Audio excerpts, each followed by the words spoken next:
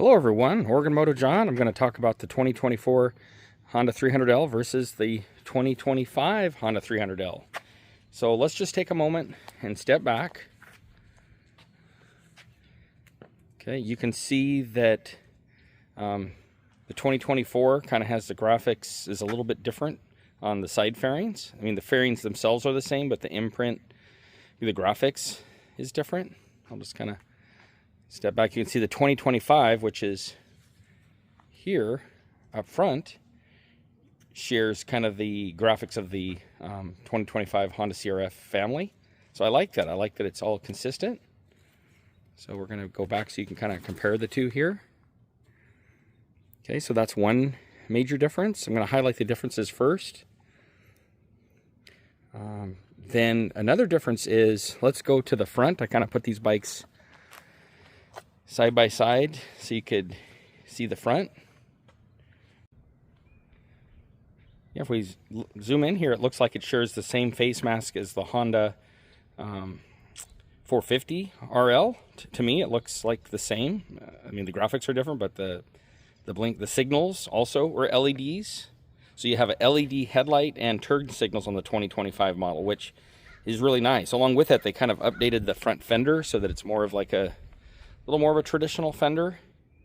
Okay, then to go right over to the 24, you can see how you have the incandescent headlight and bulb, just a little different. The fender has a little different shape to it, and this depression right here. The 2025 doesn't have that. Kind of more of like your motocross style, which I like. I think it looks good. I thought about, my buddy bought this other bike, and I really thought it was handsome looking, but is it enough to swap out to the next year if you have one of the previous generation CRF 300Ls? Probably not, but I sure like it. I won't deny it. I like the new styling. It's modern. It looks like a 450 to me, so I like it. So that's another key difference, is just the headlight treatment. So I'll step back so you can see them both. Looks really nice. Another difference between the 2024 and the 2025 is suspension. They have revised the dampening. I believe the spring rates are the same, but they revised the dampening in the front and rear shock.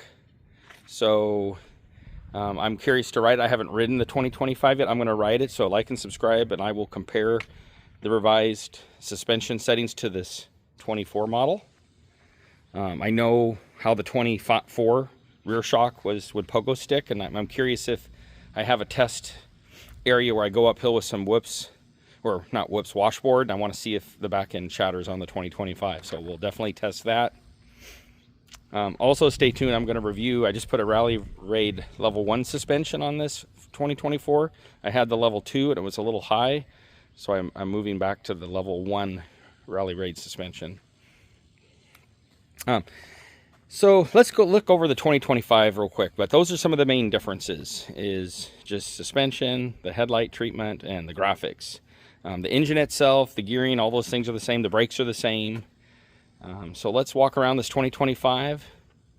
You can see he's already upgraded his foot pegs and got some kind of frame covers. I guess the frame paint will wear off quickly, so that's a good upgrade to have.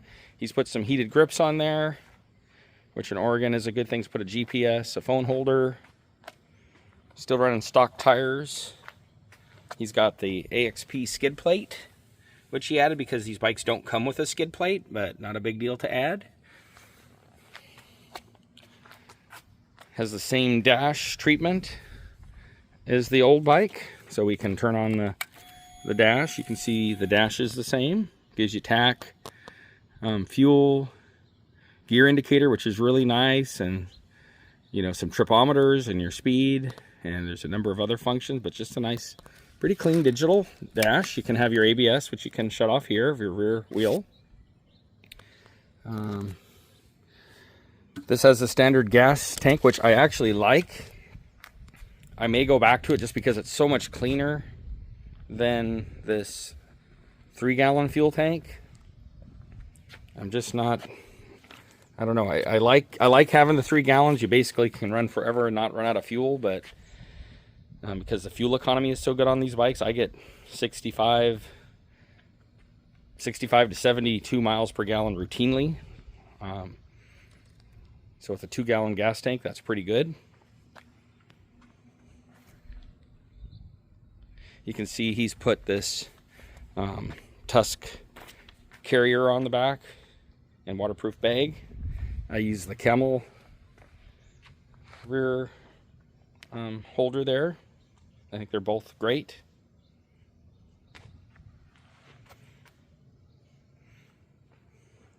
It's got the toolbox. LED treatment on the turn signals in the rear. Looks very nice. Compare it to the 2024 incandescent bulb. It looks like the taillight itself is the same. It's just the turn signals are quite a bit different. See, here you have more of the 450. These look like what's on the 450 RL turn signals, and you compare that to the rear, the 2024 and previous model.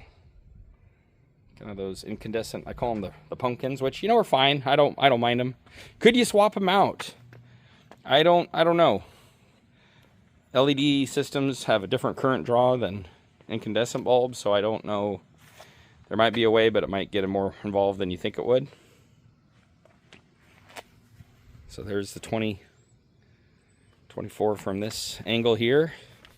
Just a really good looking bike. Yeah. Let's see.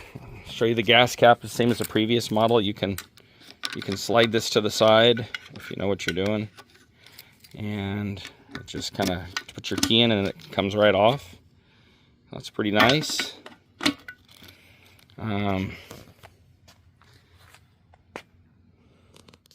These rims are interesting. This has Excel rims, and I can't find any labeling on the 2024 previous models. I can't find that, so I don't know if they switched to a stronger rim or a different rim, or this is just unlabeled, but there's no labeling on my rim, so on the 2024 model. So I thought that's interesting. I visibly can't tell the difference, but it does make you wonder if they gave us some stronger rims. Maybe you guys can tell me.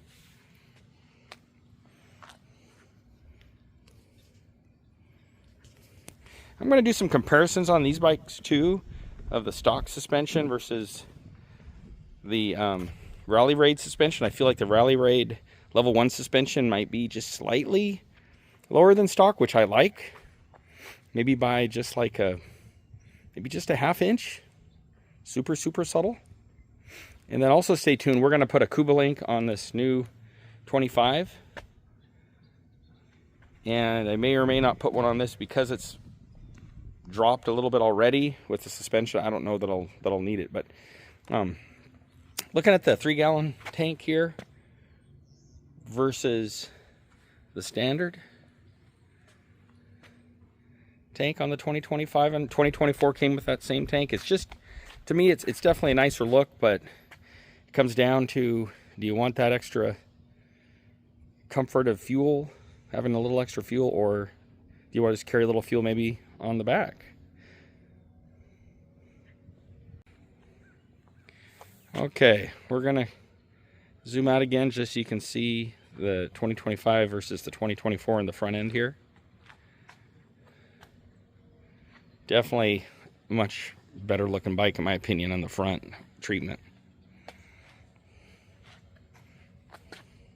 Okay, well there you have it. There's a little kind of walk around on the bike. As far as how they sound and run, they sound the same. I'll go ahead and start the bike so you can hear it.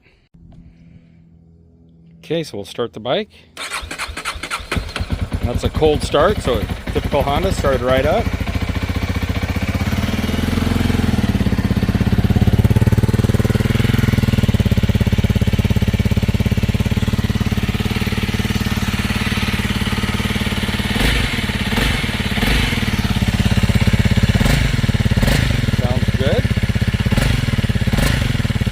Listen how tight that engine sounds.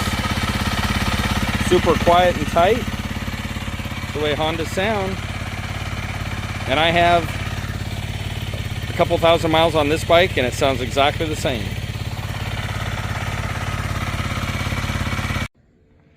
Well, there you have it on a quick comparison of the 2024 and 2025.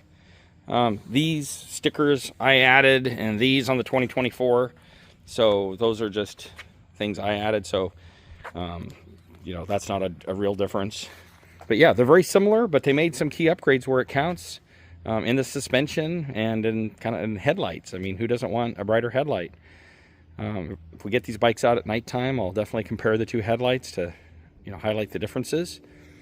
And we'll be talking suspension on these bikes, making a few minor upgrades, and then stay tuned. And I'm gonna do a little review of this Honda Trail 125. I've done a few miles on it, and it's actually, you would think it wouldn't be fun, but it is surprisingly, it is a bike I'll probably never get rid of. It's so much fun just to hop on and buzz somewhere if you need to do some back roads. But you know, open highway, freeway, no way, it'd be kind of a death wish. But for just puttering around, running errands, back roads, gravel roads, even with these what almost look like bicycle tires, it's quite good. So if you're curious about that, feel free to like and subscribe if you're so inclined, because I'll be talking about this. But anyway, I hope this was useful. Thanks for tuning in. Those are some of the main differences, and I'll do stay tuned, and I'll ride both these bikes and try to give my feedback on how the stock suspension feels on the 2025 versus how this felt when it was stock. I still remember how it felt stock, and so I'll give my best impressions. The 2025 Honda 300L also comes with these